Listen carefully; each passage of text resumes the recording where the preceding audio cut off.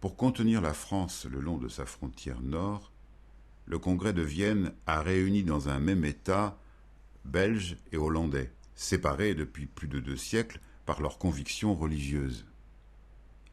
Assez vite, les maladresses du roi Guillaume Ier, ainsi que les rivalités économiques entre négociants hollandais favorables au libre-échange et industriels wallons, soucieux de se protéger de la concurrence, créent en Belgique une forte opposition à la domination hollandaise. Une émeute éclate à Bruxelles le 25 août 1830, forçant le retrait de la garnison hollandaise. Un gouvernement provisoire est formé et proclame l'indépendance de la Belgique le 4 octobre. Les puissances européennes réunies à Londres entérinent la séparation des deux États et proclament la neutralité de la Belgique.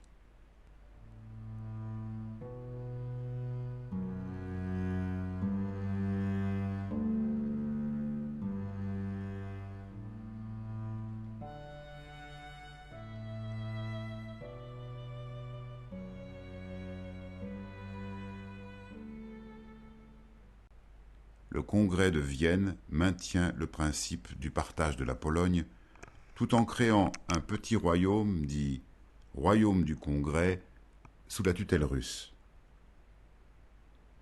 À la suite des révolutions parisiennes et bruxelloises de 1830, les Polonais se soulèvent, chassent le vice-roi Constantin, frère du tsar, et proclament leur indépendance.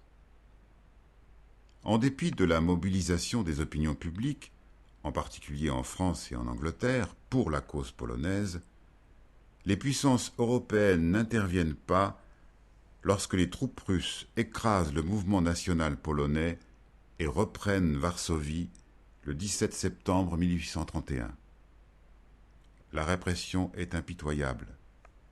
Elle est suivie d'une intense politique de russification qui fait du royaume du Congrès une simple province russe.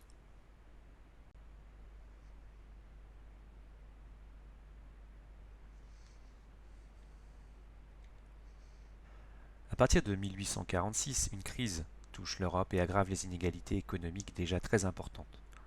Au début de l'année 1848, une série de mouvements révolutionnaires embrase l'Europe. C'est la France qui est la première concernée, en février 1848. Avec la Révolution qui renverse la monarchie de Louis-Philippe et permet la mise en place de la Deuxième République.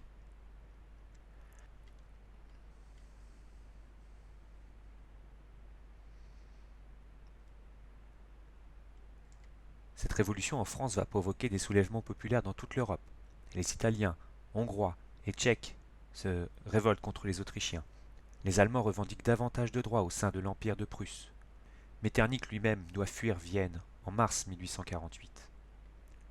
Mais à l'été 1848, les révoltes sont réprimées dans la violence, ce qui met fin aux espoirs soulevés par le printemps des peuples.